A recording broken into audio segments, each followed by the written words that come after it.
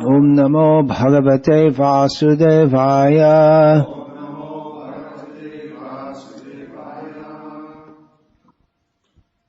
I'm supposed to speak about farms and related topics, but I'm not going to.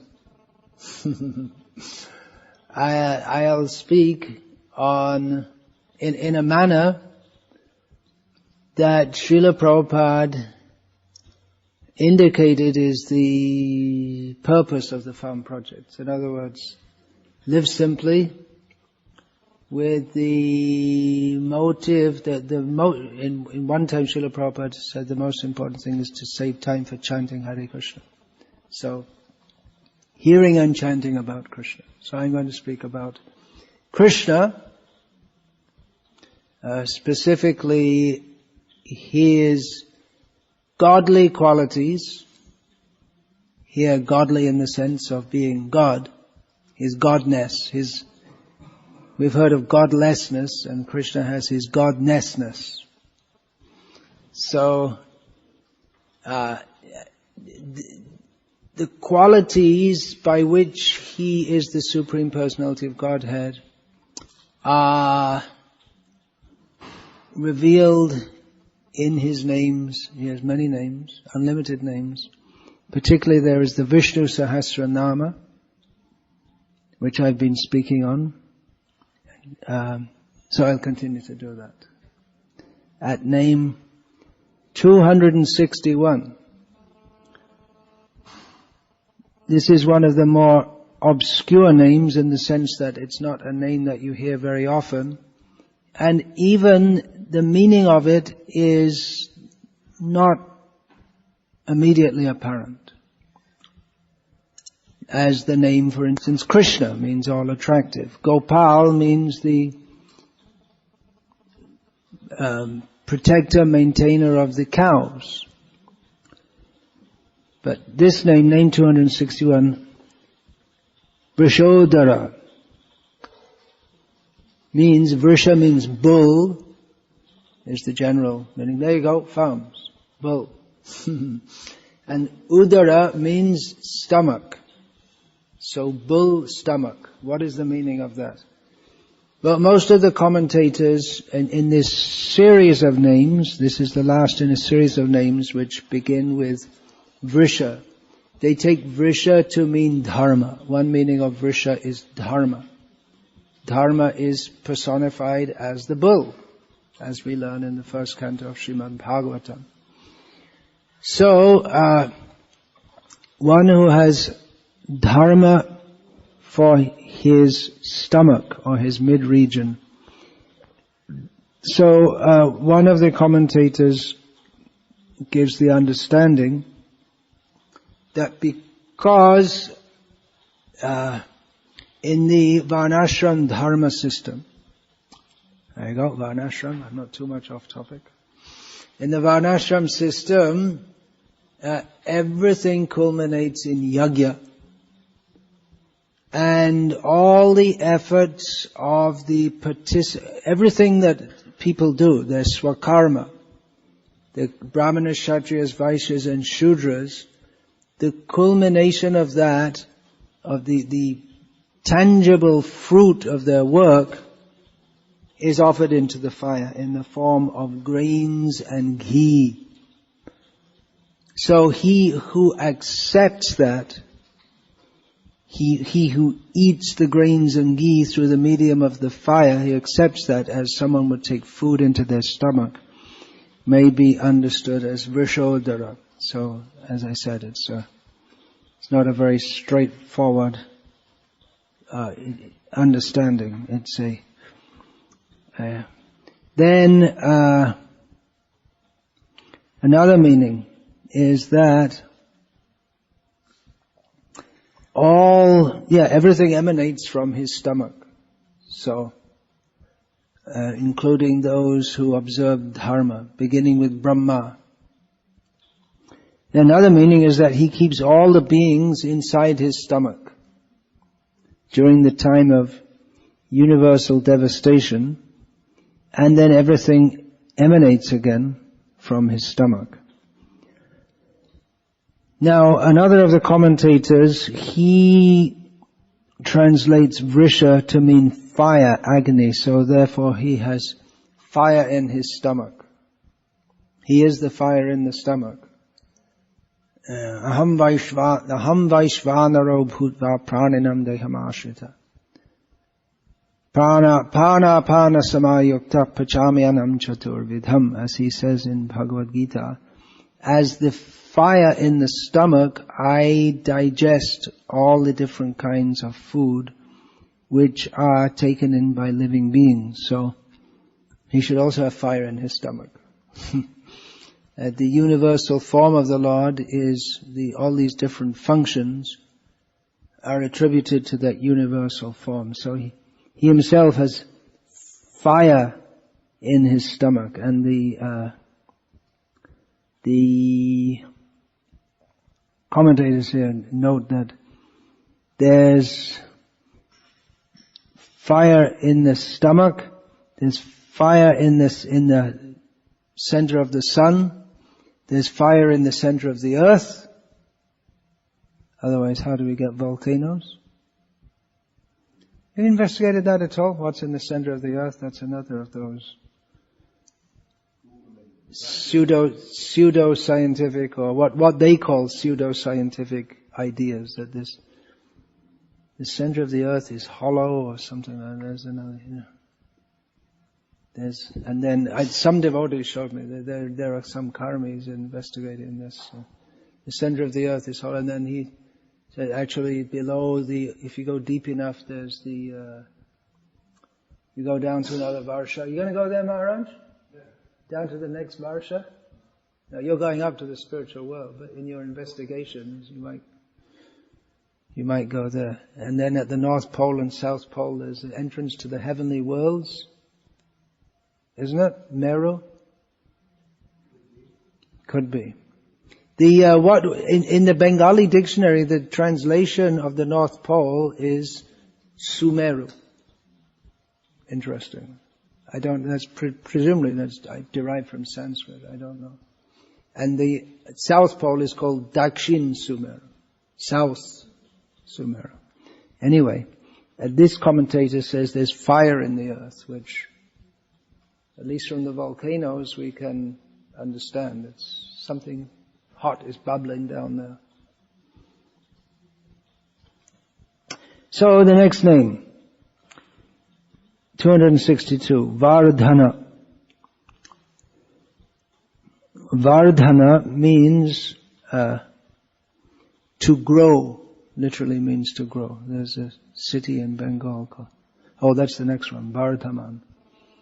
So this is interpreted to mean not who grows, but he who causes to grow. There's transitive and intransitive verbs. So who causes to grow. Whatever grows is because of him. We learn in biology class, I don't know if it's still current biology, but probably is, that the plants grow because of the action of sunlight on chlorophyll, nourished by water. But as he oversees everything in the material world, mayadhyakshena prakriti suyate sacharacharam hetunanena kaunteya jagad viparivartate. He oversees everything. How is everything growing? We can investigate and give what's called a scientific explanation. But why so? Why is that? What is the motivation behind it all? Jagat. Yo gacchati iti jagat. Jagat viparivartate. That gives the sense. Jagat means that which moves. So he who makes to move, there's another name previously, who makes to move. I can't remember what the name was. So similarly, who causes to grow, or who nourishes all living beings. And whatever grows, he is the growing principle. He supplies the, he makes it possible. And that's not true only of physical bodies, but someone's business, someone's reputation. Everything grows because of him. Then he is the source of prosperity. Where if there's any prosperity, he causes to grow. And he also causes to decline. Grasishnu prabhavishnu cha. Grasishnu means literally he devours, he eats. And prabhavishnu means he causes to come into being, or causes to grow. We often hear, I don't know about in Sweden, but elsewhere, we hear that the mother, the female principle is to be the nurturer and the nourisher. I don't know if that counts in Scandinavia, where everything's all equal. No, they still make a distinction between men and women of any kind. Some kinds of, yeah. Okay. I was just told yesterday that with children, they legally they don't have any father or mother here. They have guardian number 1 and guardian number 2. So legally they don't have any parents. Parenthood it's become legally defunct. Interesting country. Glad I wasn't born here. Nurturer and nourisher. So he who nourishes. So we see that the functions which are traditionally associated with males are very definitely in Krishna, and also the functions which are associated with females, because he is Purnam, he is complete in all respects. So, Parashara Bhatta, the Sri Vaishnava commentator, says that the previous name, he always links each name with each other. In the names that are adjacent to each other, he links them together. So the previous name, who has all living beings in his stomach, so just as he keeps the beings in his stomach, so like a mother keeps a child, she nourishes the child within, causes to grow. That's a nice explanation, isn't it? Just like the child is in the stomach and the mother is causing to grow.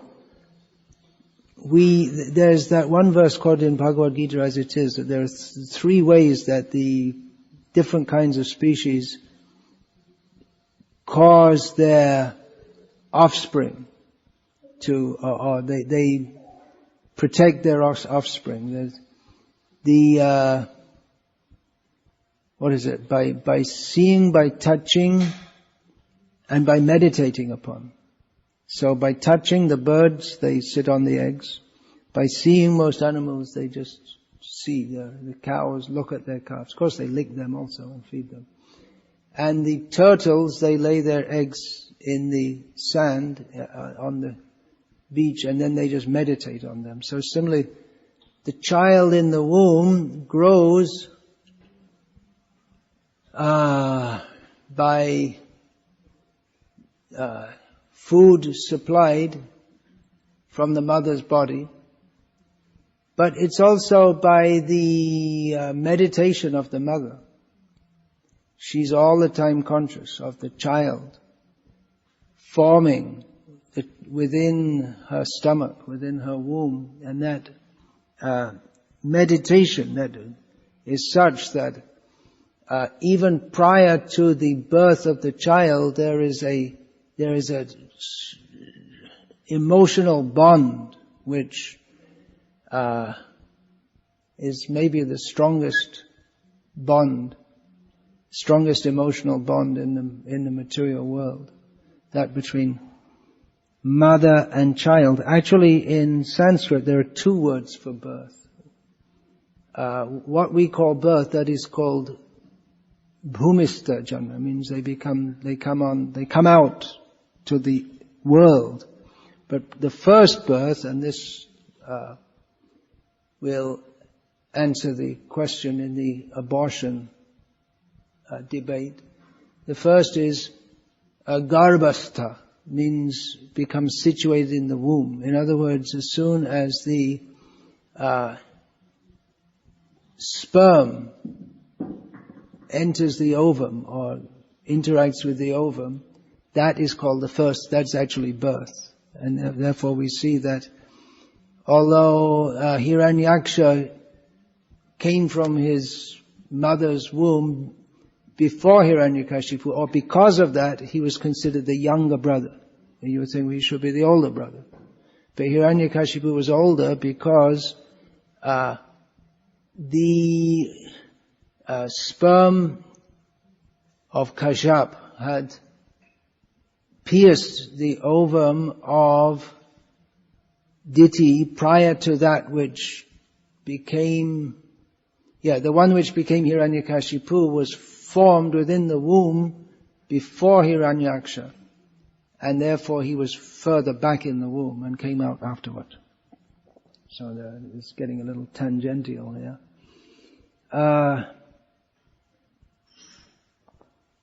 Now, another meaning given, that though he nourishes those who have resorted to him. This especially devotionally we can understand. But even those who approach him for material benefits, he nourishes them. Of course, he nourishes all living beings. But he nourishes the body of all living beings, but he nourishes spiritually those who come to him, those who approach him. And even materially, those who approach him for material benefits, they are materially nourished. So,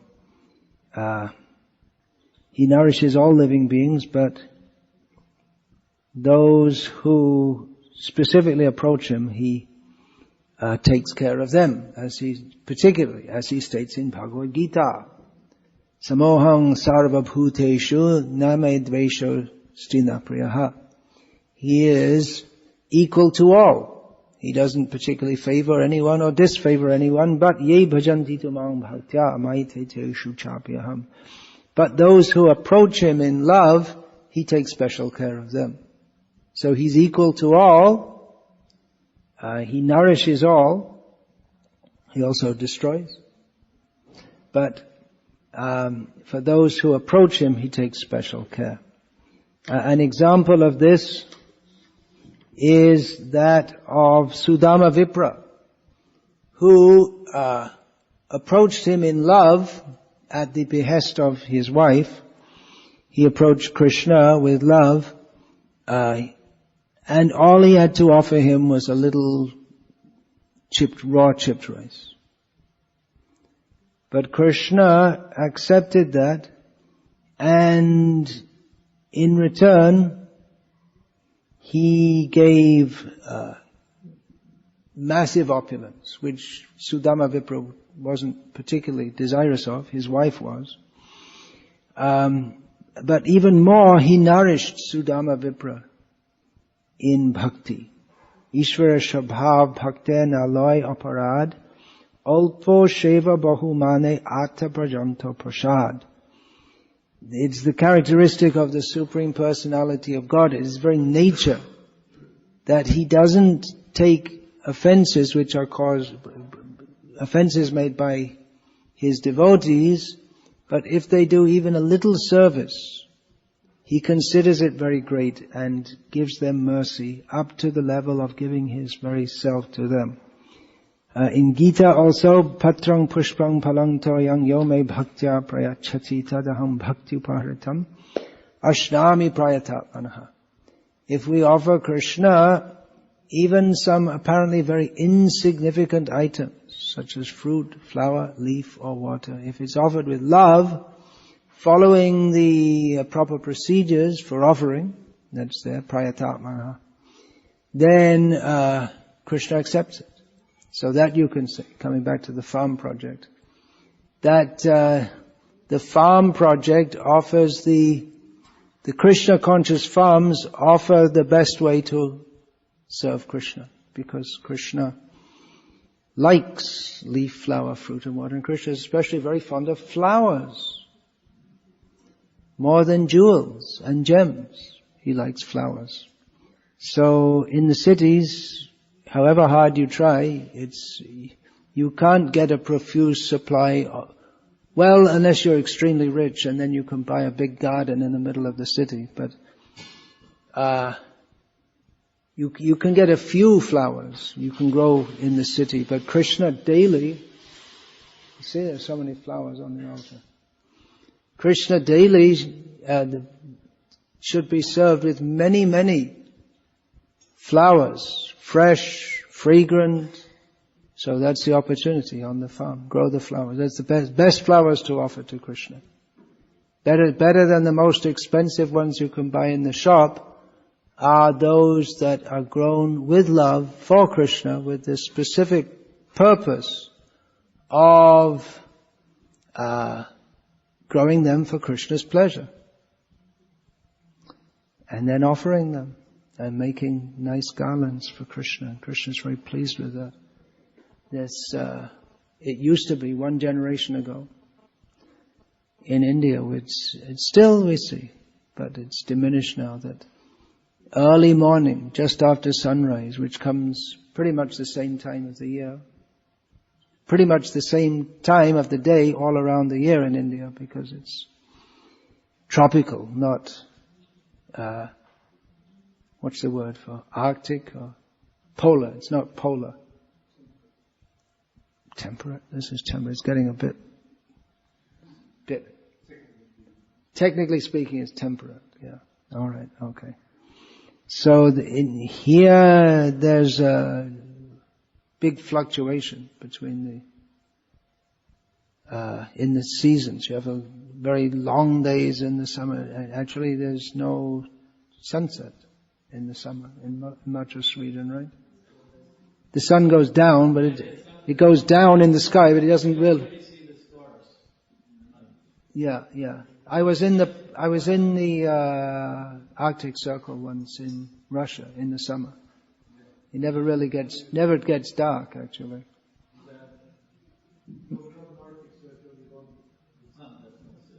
The sun doesn't set at all. Yeah. So so more or less the same time of day, people are up in the morning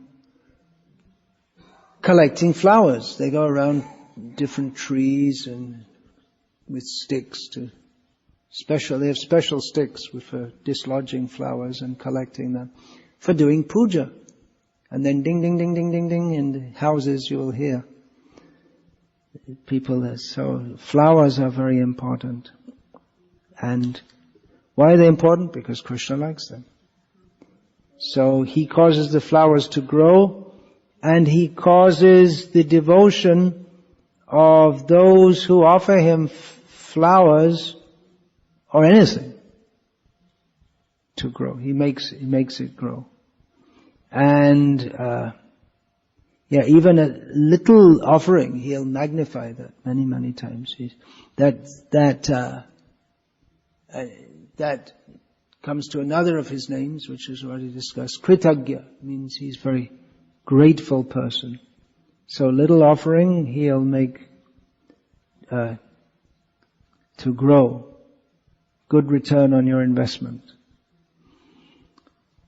So instead of trying to grow our bodies and our wealth, that may also be there. We should maintain the body healthily and maintain families.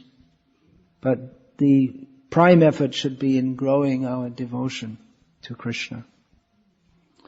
And by Krishna's grace, we can grow everything on the farm and offer it all to Krishna, and our bhakti will grow simultaneously.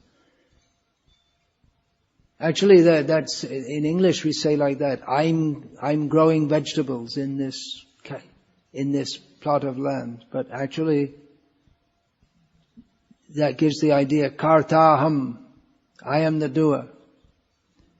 But actually, we should restructure the English language to say that I am the servant in this cabbage patch. Krishna's growing the vegetables. That's there in Gita, isn't it? What's that verse? Pushnami choshati sarva somo bhutva rasatmakaha. I become the moon and I nourish the vegetables. So the next name, Vardhamanah. Yeah, that's the name of a city in Bengal. He who himself grows. He grows. Now, one name here in Vishnu Sahasranama, and there are similar names, is Achala. He doesn't move. There are similar names. He is, Dhruva. He's fixed. So he doesn't change. That's one of his names. Several of his names indicates that he doesn't change, but this name means that he grows. All glories to Lord Sri Krishna, who is inconceivable. He possesses qualities that are seemingly contradictory, that would be contradictory in anyone else but him. He makes what seems to us impossible, possible. He doesn't change, but he grows. He causes others to grow. He himself is unchanging. Even though he is unchanging, in his pastimes, he is born, he grows. Now, how is that? Well, different explanations can be given. Now, one is that his growth is not like that of an ordinary living being of this world, that it is the growing occasioned by eating food and breathing air. He's not dependent on anyone for his growth. His body is completely transcendental. He grows by his own will, which means that he can go just as he was born, first showing a four-handed baby form, then he assumes a two-handed baby form, and at will he can change. He can in one sense we can say his form is illusory. That's one of his names, Maya Manush. That's one of the names in Vishnu Sahasranama. An illusory man. He's not really a man, but although he is in the form of a baby, at any time he can just, according to his desire. Please don't. Could you sit with your legs crossed so you don't show your feet to the deities? Or you can sit on a chair if you're finding it difficult to sit on the. Would you like to sit on a chair? That would be better. So,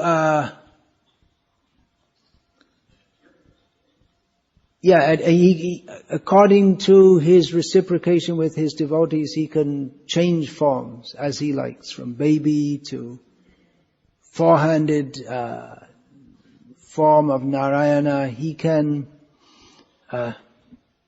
He's not limited by his form. It's not that when he is a baby, he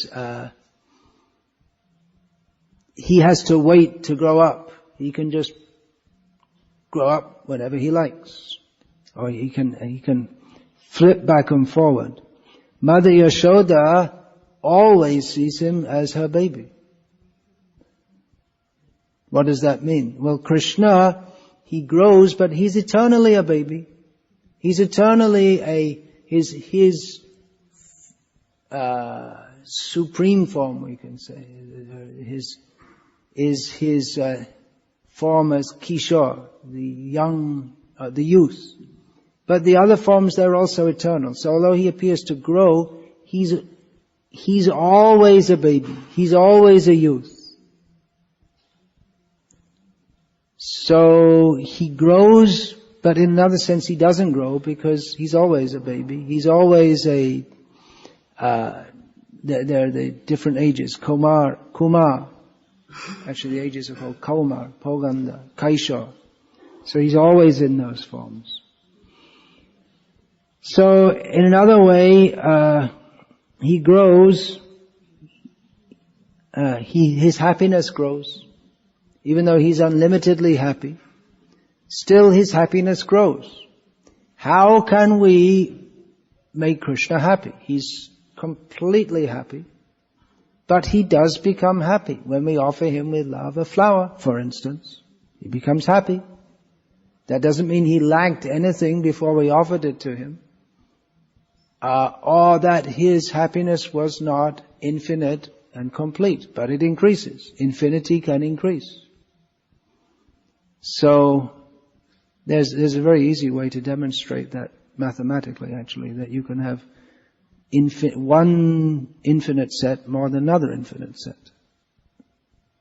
It's very easy. Anyway, just like for instance, the numbers, one set of infinite numbers, 3, 6, 9, 12, go on to infinity. That's one infinite set of numbers. Put the numbers in between. 1, 2, 4, 5, 7, 8, make that an infinite set, and it's an infinite set of numbers with twice as big infinity twice as big. So one infinity can be greater than another. At least that's accepted in mathematics. I guess it's discussable philosophically.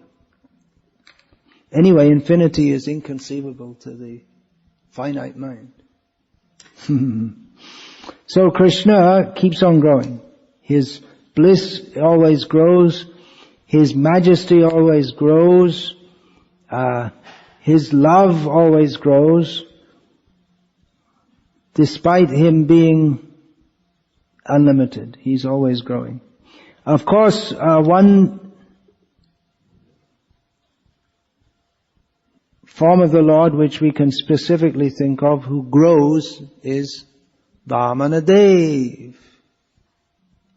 And there's also Vrshodarah. He comes out from the nostril of Brahma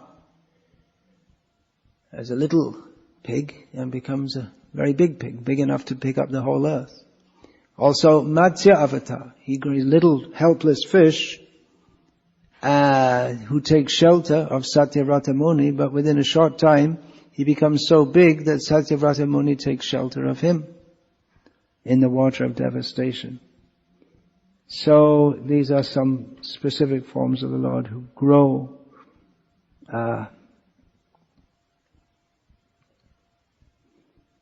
Also that the universe expands. That's accepted in the Vedic knowledge, which is in line with current predominant scientific speculations, that the universe grows. So he multiplies himself in the form of the universe. The word universe is there, that's translated as, that's the translation of the Sanskrit word jagat, but the Sanskrit understanding is that jagat comprises many brahmandas. So there's one universe and many universes. What we would call, anyway, it's a different understanding altogether.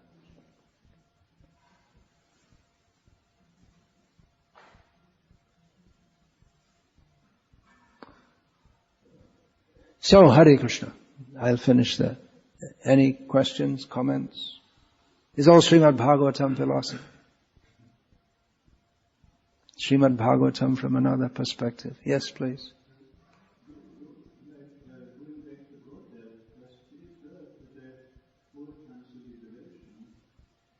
Does going back to Godhead refer to the 4 kinds of liberation? Yeah, basically. Those Going back to Godhead can also mean being Krishna conscious, even on this earth. Because we're with Krishna. We're with Krishna if we're here thinking of Krishna always. Yomam pashati sarvatra sarvam chamai pashati tasyaham na pranashyami sachame nas, what is it? Sasaham na pranashyami sachame, I forgot it. Sachame nacha na pranashyati, that's it. Yeah, I was getting pashati also, so it didn't make sense. Sachame na pranashyati. For one who sees me always, Krishna says, and sees everything in me, I am never lost to him and he is never lost to me. Similarly, we find in the 9th canto of Bhagavatam that sadhu birhridayam tvaham, sadhu nam hridayam tvaham, aranyate na jananti naham te bhyomanagapi. Those who are sadhus, devotees, they know nothing but Krishna, and thus Krishna says, I know nothing but them, and therefore they are my heart and I am their heart. So we can be back to Godhead sitting in Sweden. One who lives in Krishna consciousness, he doesn't live in this world. He's called Jivan Mukta. He only appears to be in this world. That's why, just like we say Srila Prabhupada was born in Calcutta in 1896. We say that, but we understand it's a conventional way of speaking. He's not an ordinary living being of this world. He's not an ordinary jiva who took birth due to previous karmic reactions. So, that's why we say the appearance of a Vaishnava. We don't say the birth.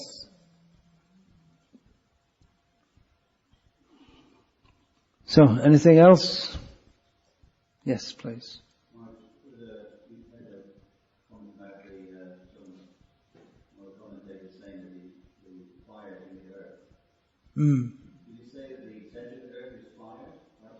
Well, I only have is the center of the earth fire?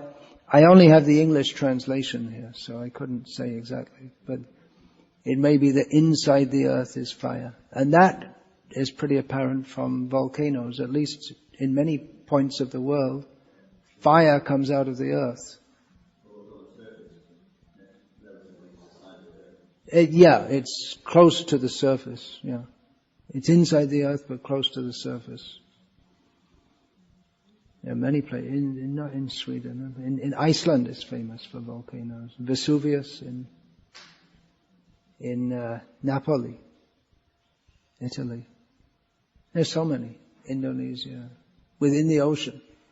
There is a term in Sanskrit for oceanic volcanoes. So that's just another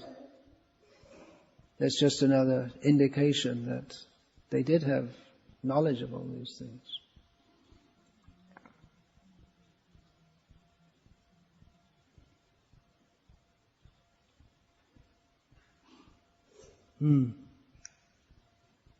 Yeah.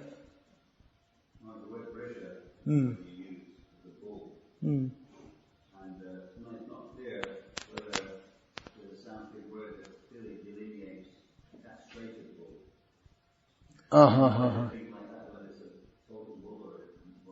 There's no Sanskrit word for this particular word. That I'd have to see. But there should be.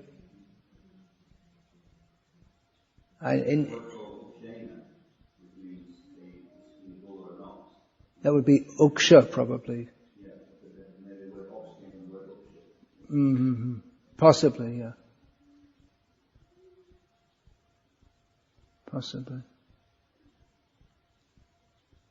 In Bengali, there's a word for castrated, what they call balad. And then the non-castrated would be called a shar. I don't know if that's from Sanskrit, though. Yes, please.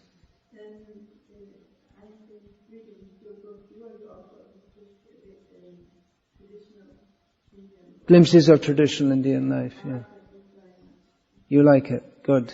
Thank you. It was nice inspiration because we are also living in the kind of village here. Hmm. And I remember there was one passage in that book describing how everybody treated everybody else in the villages very carefully, like consciously, and to create a pleasant atmosphere. I don't know if you remember. I don't remember exactly that, yeah. Strong memory of that because it impressed me.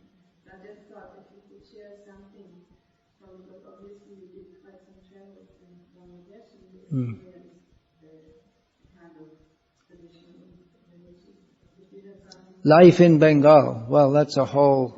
I just thought if you could give us some inspiration regarding That was transformative. I mean, it was a very educational period of my life.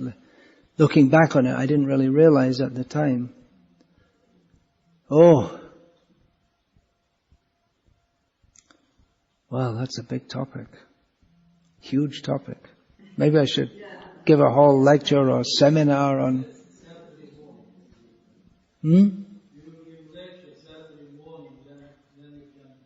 I should prepare and think about it a bit. There's so many things. I mean, a lot of the things are in the book. There.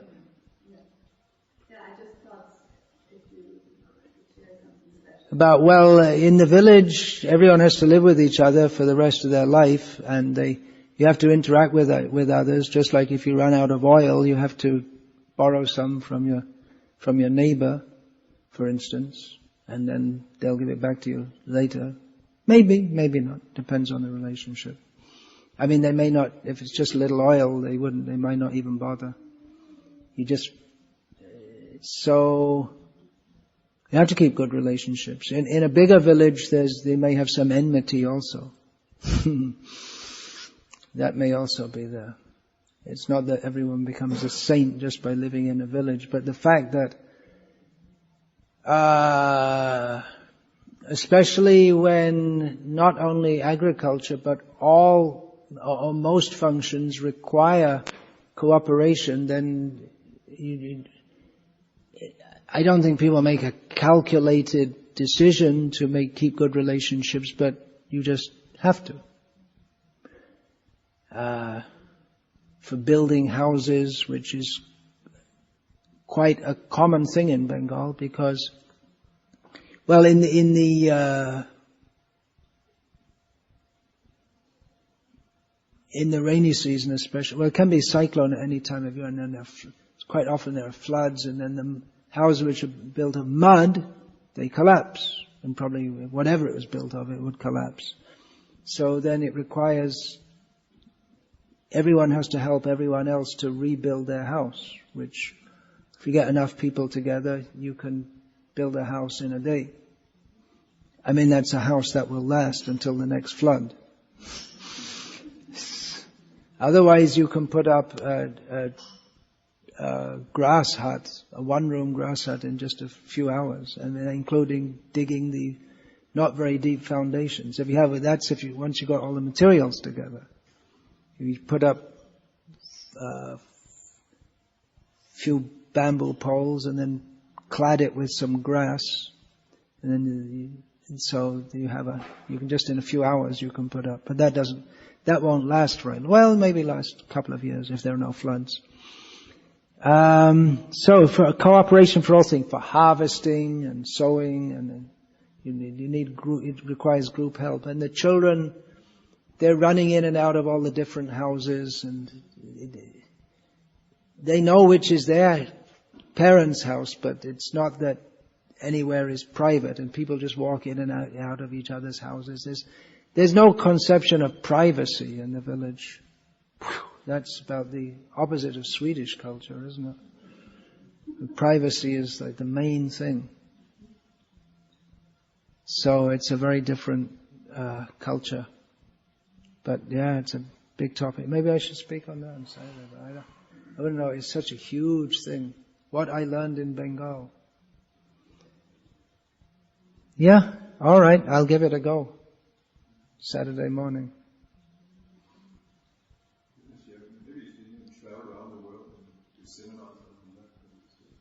Yeah, but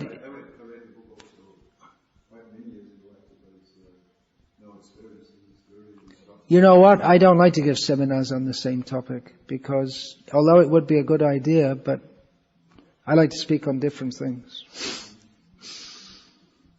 So, yeah. You mentioned again related to Krishna about the ghee and the grains. When you say Krishna, what happens if you get any ghee? If you get a lot of ghee, What happens if you haven't got any ghee? if you haven't got any ghee, then something's seriously wrong. If you don't have ghee, sufficient ghee, then there's something seriously wrong. And if we're living with cows, we should have plenty of ghee.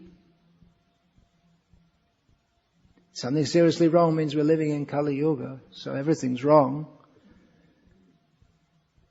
But there should be sufficient ghee. That's one symptom of Kali Yuga, that people are poverty-stricken. They don't have sufficient ghee or anything else. They think if they have some tin can car that they're opulent. But real opulence is, what is that? Gavayo dhanavan, dhanyavan dhanavan. One who has got cows and grains is considered wealthy. That's the meaning of the word dhanam. That's the basic meaning of the word dhanam, which means wealth. I mean, the basic meaning is to have cows and grains. So if you don't have much ghee, then do Sankirtan Yajna. Not only is it the yajna for Kali Yuga because people are incapable, but one reason is we don't get the ingredients. So there are several reasons. We do Sankirtan Yajna. Offer our life in the fire of Sankirtan. That's another reason for the farms, that you can perform Sankirtan. Yeah, let me take this question.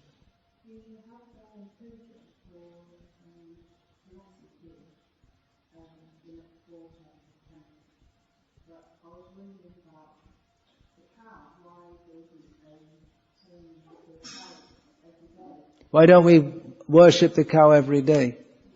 Well, there are different ways of worship. Cow is worshipped by caring for her, feeding her, stroking her. That's also a form of worship, which they appreciate more, actually. And usually when you try to offer some arati to the cows, they know what's going on. There is once a year the Go Puja that Krishna did, right? But there it's mentioned also, they were fed fresh grasses. The cows, they like more than anything food. They spend a lot of time eating. Give them gur. They like gur. What's the alternative for gur in Sweden? I guess you could make it here also from sugar beet, yeah. Mangal wurzels.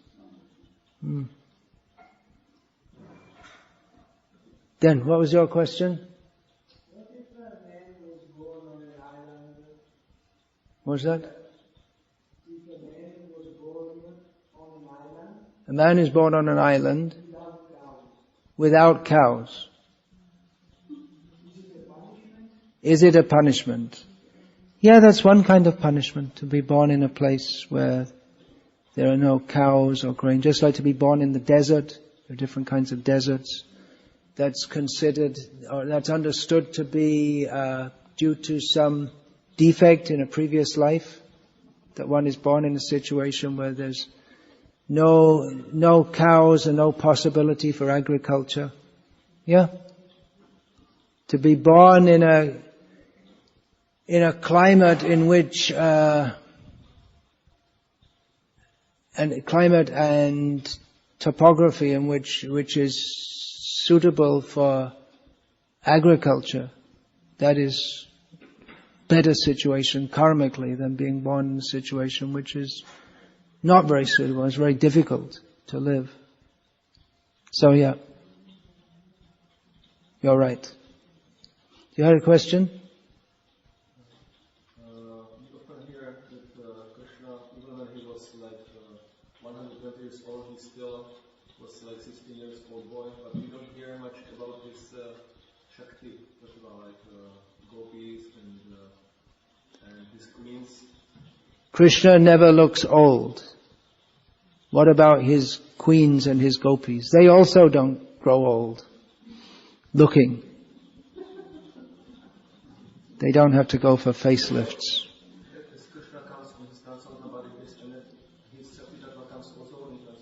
Yeah. Ananda chinmaya rasa pratibhavithabhistabhirya eva nija rupataya kalabhihi.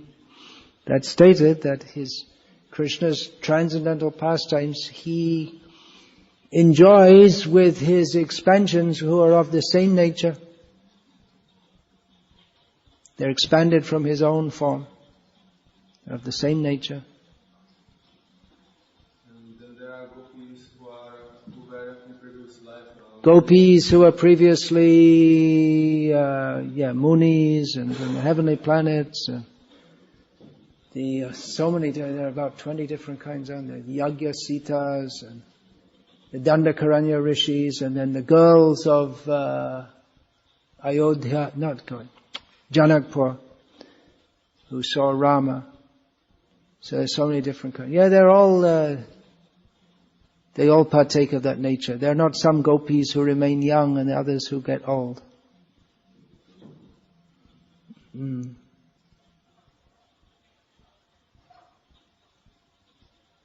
It's all bliss.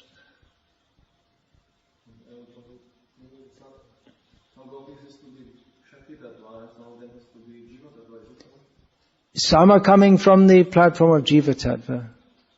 Yeah. But there's no decay in spiritual existence.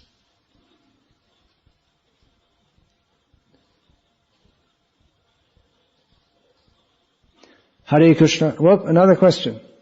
Still going on? Yeah, there's no more comment about there's no flowers, very good flowers in the cities. Something that we have been talking about in a minute.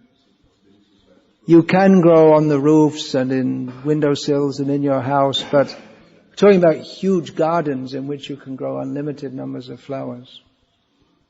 That you need to get out of the city.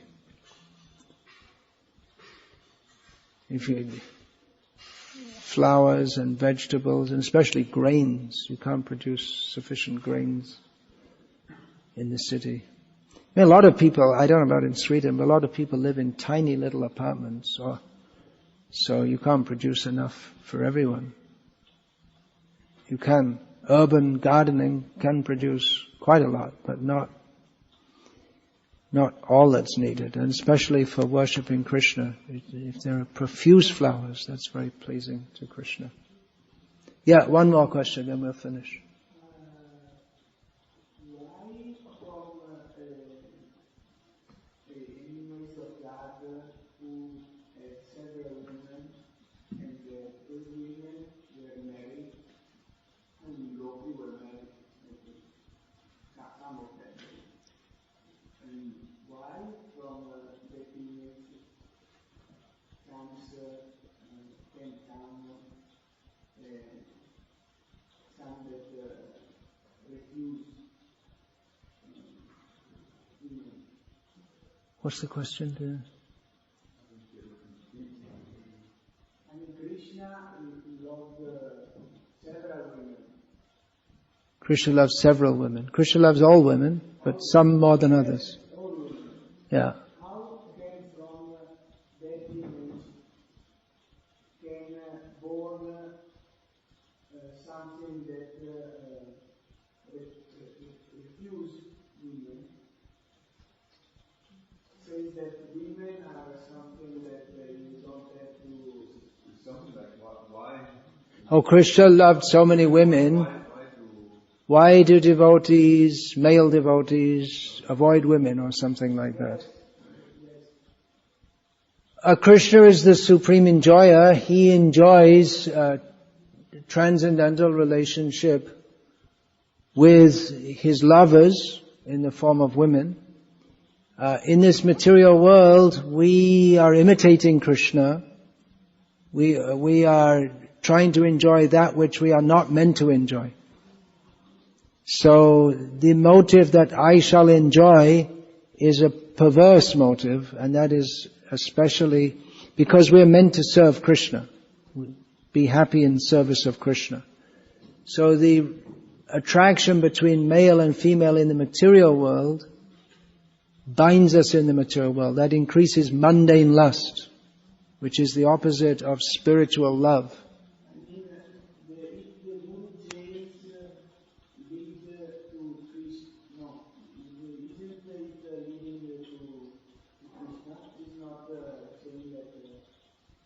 Love between man and woman leading to Krishna.